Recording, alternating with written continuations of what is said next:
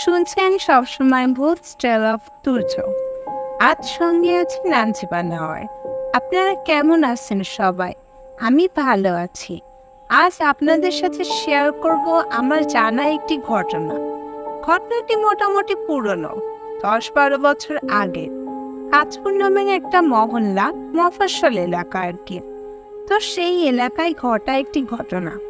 ঘটনায় যাওয়ার আগে আপনাদেরকে বলতে চাই, আপনারা চাইলে আমাদেরকে ঘটনা পাঠাতে পারেন। আমাদের ইমেল অ্যাড্রেস www.bothstarofturjo@gmail.com। তো এবারে ঘটনায় চলে যাচ্ছি। মফস্বল এলাকা কাঁচপুরে মায়া নামের একজন মহিলা থাকতেন। ছদ্মনাম ব্যবহার করছি, মহিলা বললে ভুল হয়, যুবতী আর কি। তো মায়ার সম্পর্ক তৈরি হয় একই এলাকার ব্যবসায়ী রহমানের সাথে। রহমান সাহেব বিবাহিত, 3টা ছেলে মেয়েও আছেন। তো স্বাভাবিকভাবে সম্পর্কটা খারাপ, পরকীয়ার সম্পর্ক। ধীরে ধীরে জানাজানি হতে থাকে। তো এই এক্সট্রা ম্যারিটাল রিলেশনশিপকে কেউই স্বাভাবিকভাবে নিতে পারেনি, নেওয়ার প্রশ্নই আসে না। এর মধ্যে হঠাৎ মায়া বুঝতে পারে সে প্রেগনেন্ট। রহমান সাহেবকে বিষয়টি খুলে বলে সে, এবং বিয়ের জন্য চাপ দিতে থাকে। কিন্তু বেঁকে বসেন রহমান সাহেব, কোনো মতে মায়াকে বিয়ে করতে রাজি হন না। এদিকে গোটা এলাকায় ঘটনা রটে গেছে। মায়ের মুখ দেখানোর কোনো উপায় নেই। উপায়ান্তর না পেয়ে মায়া খুবই ভয়ঙ্কর একটা সিদ্ধান্ত নিল। হঠাৎ খবর এলো মায়া আত্মহত্যা করেছে। সিলিং ফ্যানের সাথে গলায় ফাঁস নিয়ে মারা গেছে। তার মৃত্যুর পর জানাজা বর্ণনা নিয়ে বিশাল এক গোল বেঁধে গেল। কোনো মসজিদের ইমামই রাজি হন না এমন মেয়ের জানাজা পড়াতে। এমন মেয়ে বলতে পরকীয়া, বিয়ে বাদে শারীরিক সম্পর্কে জড়ানো, গর্ভবতী হওয়া, আবার সে অবস্থায় আত্মহত্যা। কেউই মেনে নিতে পারেনি এতগুলো বিষয়। অবশেষে কোনো ব্যবস্থা করতে না পেরে মায়ের দুঃসম্পর্কে চাচা জানাজা পড়ান। জানাজাতে উপস্থিত হন খুবই অল্প সংখ্যক, হাতে গোনা 5-6 জন। এমনকি মায়ের বাবাও সে জানাজায় অংশ নেননি। তো বৃষ্টি বাদলা মাথায় নিয়ে মায়ের দাফন সম্পন্ন হয়। প্রচলিত আছে যে মায়াকে মাটি দিয়ে ফেরত আসার সময় 40 কদম পার হওয়ার আগে প্রবল আর্তচিৎকার শুনতে পায় প্রত্যেকে। শব্দটা যেন ঠিক ওই কবর থেকেই আসছে। কিছুদিন পরের ঘটনা।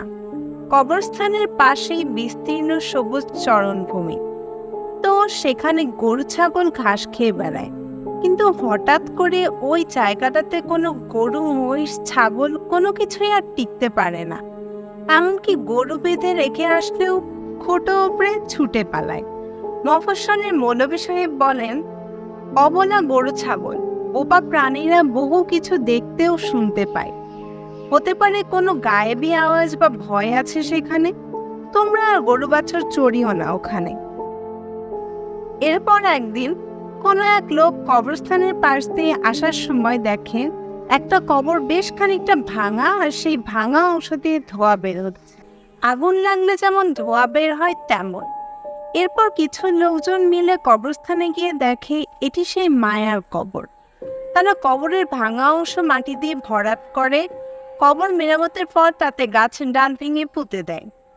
তারা বলেন রাসূল মুহাম্মদ সাল্লাল্লাহু আলাইহি ওয়াসাল্লামও এমনভাবে কবরে খেজুর পাতার ডাল পুঁতে দিতেন, এতে কবরের আযাব কম হয়। এর বছরখানেক পর মাঝরাতে কাঁচপুর মফস্বলে হঠাৎ বিশাল গগনবিদারী কান্নার রোল ওঠে। নারী কণ্ঠের কান্না। সবাই ঘর, বারান্দা, এমনকি টর্চ জেলে বাইরে বেরিয়ে এসে দেখে, কিন্তু কোথাও কাউকে দেখে না। শুধু পাড়ায় নতুন আসা রোজিনা বলেন তিনি দেখেছেন পেট মোটা একটা মেয়ে, মনে হয় বাচ্চা পেটে, সেভাবে কাঁদছে। ঠিক সে সপ্তাহেই সেই যে রহমান সাহেব যার সাথে মায়ের সম্পর্ক ছিল, তার স্ত্রীর সন্তান ভূমিষ্ঠ হয়। তো সেই বৃষ্টির রাতে সদ্য ভূমিষ্ঠ সন্তানের কানে যখন আজান দিতে যাবেন রহমান সাহেব, তখন জানালা দিয়ে বাইরে চোখ যায় তার। তিনি দেখেন মায়া দাঁড়িয়ে আছে। বৃষ্টিতে সমস্ত গা ভিজে জবজব করছে। মায়ের হাতে একটা পুতুল, বাচ্চা কোলে রাখার মতো ভঙ্গিতে সে পুতুলটা নিয়ে আছে। এই ঘটনার পর রহমান অসুস্থ হয়ে পড়েন এবং মাসখানেক ভোগার পর মারা যান। মারা যাওয়ার ঠিক কিছুক্ষণ আগে তিনি বলেছিলেন তিনি মায়ের সাথে অন্যায় করেছেন। মায়ের পাপের সাজা, মায়ের ভোগ করা শাস্তির ভাগ তারও, তাকে যেন ওই কবরেই কবর দেওয়া হয়। তবে শেষ পর্যন্ত তাকে আর সেই কবরেই কবর দেওয়া হয়েছে কিনা জানা নেই। এটি ছিল ঘটনা। আর রহমান সাহেবের মৃত্যুর পর আর কখনো দেখা যায়নি মায়াকে। কাঁচপুরের পরিবেশ স্বাভাবিক হতে থাকে। আপনাদের কেমন লাগলো ঘটনা অবশ্যই কমেন্টে জানাবেন। ফেসবুকে শুনে থাকলে ফলো করে দিন, আর ইউটিউবে শুনলে সাবস্ক্রাইব করে দিন। সবাই ভালো থাকবেন। খুব দ্রুত আবার দেখা হবে ইনশাল্লাহ। খোদা হাফেজ।